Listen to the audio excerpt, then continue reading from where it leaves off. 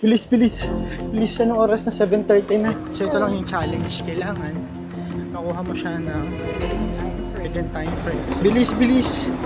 Bilis, guys. Ang daming candy. May Doritos, may Pringles.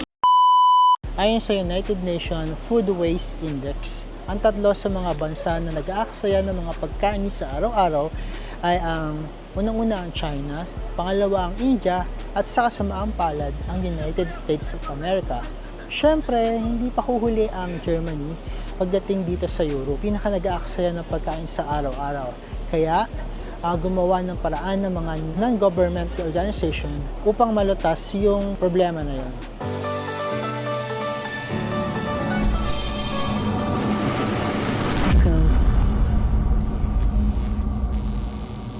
Hi guys! Welcome to my vlog. This is Echo. And for today's vlog, i-explore natin yung paraan in our own way ay mababawasan ang food waste sa lugar namin dito sa Stuttgart. Tulad ng sabi ko kanina, tayo ay nag-avail ng isang application ng pangalan ay Too Good To Go. O diba? Hindi too good to be true, Too Good To Go. Ito yung application kung saan yung mga shops and mga, for example, bakeries and restaurant, naka-connect sila doon sa Too Good To Go. And then, at the certain time of the day, magsasabi sila kung kailan nila pwedeng ibigay doon sa mga customer yung pagkain na ibibigay nila, or hindi actually bibigay, bibilin mo sa kanila. Kumbaga, in smaller price. Ito na rin yung paraan nung pag-avail. Nakita ko lang to sa isang ad sa YouTube. And then yun, na-curious ako. Tapos yun, tinanong ko si Kakay kung alam niya to, and then surprisingly, ilang beses na pala siyang nag-avail ng service na to. Halimbawa, nakatira ka sa city, katulad yan, sa Stuttgart. Madami kang pagpipilian ng mga restaurant, bakery, candy shop, kung saan nag-o-offer sila ng ganitong services. Kumbaga, imbis na itapon nila yung mga items na hindi pa naman sira actually, fresh pa ngayong araw na hindi na nila ibebenta bukas, imbis na itapon, papagbili nila sa mas murang halaga, and then yun, bibigay nila sa'yo. Pero, nakalagay lang siya actually sa surprise bag. So, yun ang catch doon. Depende yon sa kung gaano ka-generous yung staff na magbibigay sa'yo ng surprise bag. Itong araw na to ay, yun, nag-book kami kaninang umaga. Usually ganito yan, pwede ka mag-book the day before kung kailan mo gustong mag-avail. Pero usually pwede din sa umaga. Kasi may mga instances, alam nyo yung mga prostok or yung breakfast sa hotel, pagka times na magla-lunch na, imbis na itapon, ipunin nila yon, tapos ibibigay nila sa mga customers na nag-avail ng Too Good To Go. So,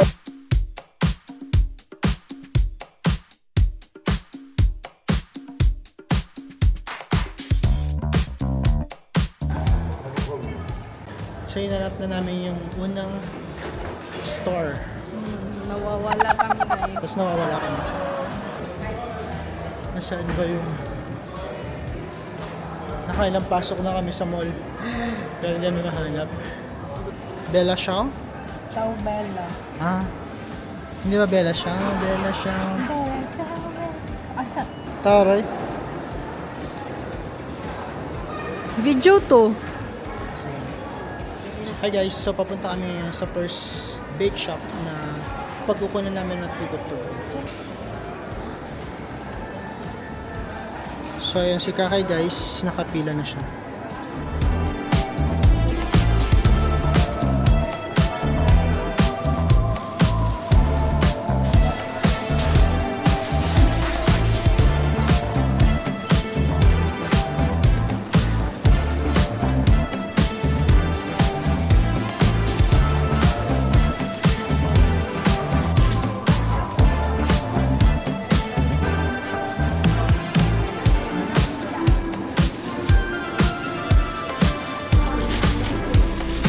Dami naman. Dankeschön.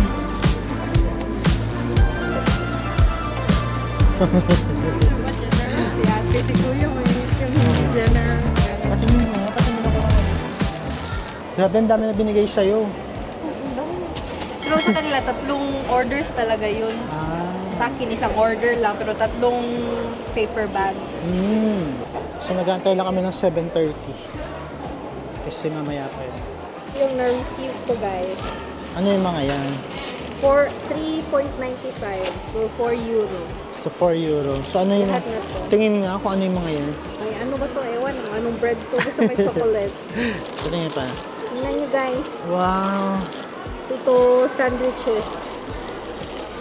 Wow! Grabe! Tsaka itong last natin. Itong last, yung hinabol. Ito yung hinabol. Ay, yung hinabol lang, pero Dami din. Yung mga matitigas. brochen mo. Matitigas sa German tinapay. bread talaga ba? So, sulit yung first, ano mo? Sulit naman. 3.95 for euro. Kung bibilhin mo to parang mga 15 euro, 18 euro. Oo. Para sa akin yung advantage nito ay nakatulong ka na nga sa economy, nakatulong ka na sa Mother Earth, nakakatulong ka na, nakakatipid ka pa actually. Imbis na yung food itapon na, at least nagamit mo pa, nakain mo pa. Kasi yung mga tinapay na yon, minsan nagwo-worth siya ng nag 20 to 30 euros, pero mabibili mo lang siya na sa 4.55, mga 3, tapos super dami niya na. Ayun yung advantage na nasa Tika. May mga ganyang offers and promo na pwede mong i-avail kasi accessible ka sa mga tindahan, sa mga shop and restaurant. Pwede mo ma-avail ang services ng Too Good To Go sa pamamagitan ng pagbabayad through online. Sa app nila, may makikita ka doon na pwede mong ilagay yung card mo. Parang automatic naman siyang, alam ko yung PayPal pwede din siya. Hi Kai! Hoy Kai! Kailan ka nag-start na mag-avail ng Too Good To Go? Too Good To Go. This year. Yes, June this year.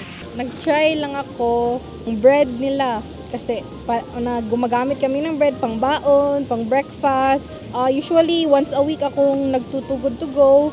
Minsan food, minsan bread, minsan groceries.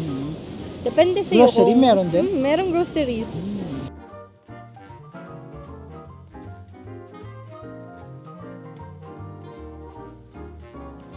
Kai, excited ka?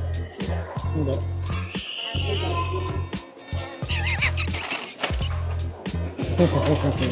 Video.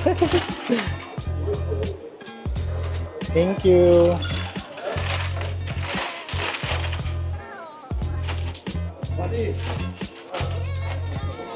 Thank you. Wow, ano yan? Pizza? Pizza ba yan? Hindi ko nakita sa rin. Umaya na, kailangan natin bilisan. Ala, bilisan natin kasi may isang order pa tayo. Bilis, bilis. Bilis siya ng oras na 7:30 na. Bilis, bilis. Bilis, bilis. Bilis, guys. Saan yun na-exit dito? Kaliwa yata. Ay, kanan. Kanan, direct kanan. Grabe. Kailangan namin bilisan. Kasi mauubusan. Mapagsasara na kami ng tindahan. Wow. Yan yung library dito. Alam mo yung architecture niya.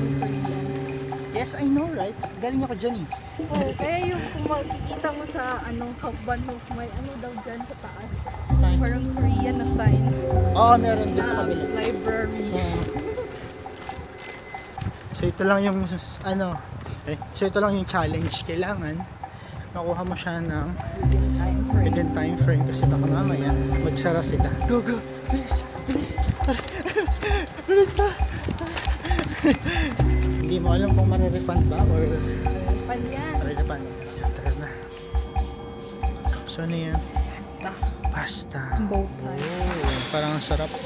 Tapos yung isa ay pizza, right? Hindi ko na makuha.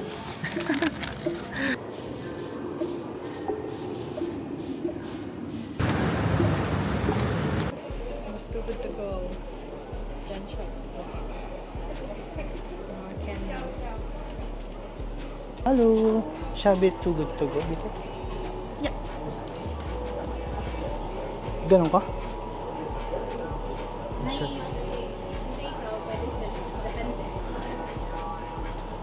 Hala. Bilisan natin kasi mag-aano na sila. Das ist jetzt für dich. Dankeschön. Ja, Alles gut? danke. Dankeschön. Tschüss.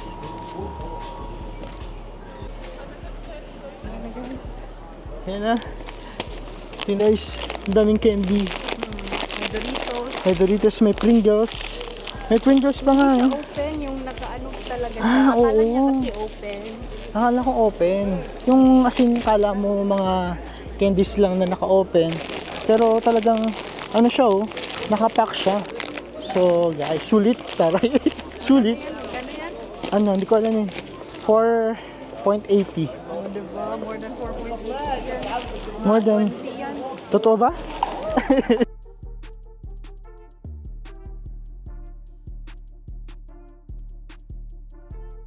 Hindi ko alam. Pwede na yan. Huwag ka na. May screen record lang natin. Kaysa ng oras na. 8 o'clock na, 8 p.m. 8 p.m. na, so kailangan na tayong pumunta sa Starbucks.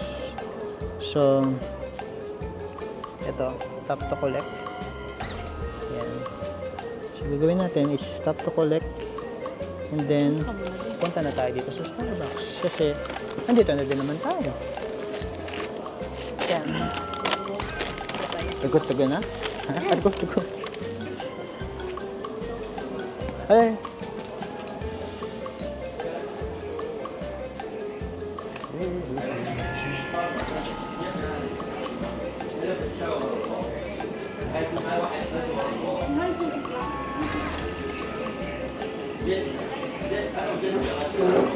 Sana ganito yung mga ibigay sa atin guys.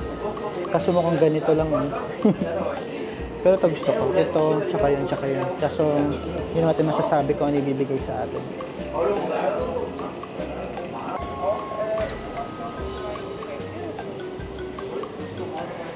Ano yung ibibigay sa atin? I know a bunch. Ay, Hi. You're okay. danke. Dankeschön. Nice. Kuha na natin. Sige, tingnan. Tingnan natin yung Starbucks. Siyempre may croissant. Tsaka, ano pa ba? Cookies. Diba? Oh. Thank you. Thank you, Kakay, for goodbye. Bye-bye, Kay. Ito na. Bye-bye. So that's it for this video. If you like this video, please give it a thumbs up, subscribe, and like.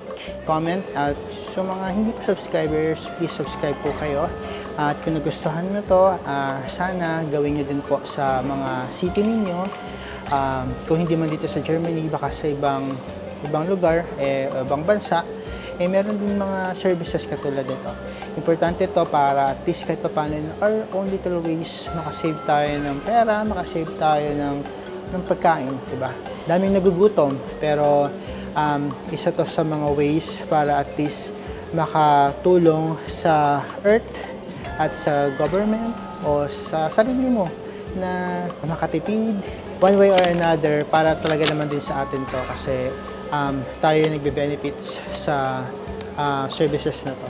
Hindi to, actually disclaimer lang, hindi to sponsored by Too Good To Go, pero naniniwala kasi kami sa adhikain nila, advocacies nila to save food para maging waste. So yun. So that's it for now. Thank you guys and ciao! Bye!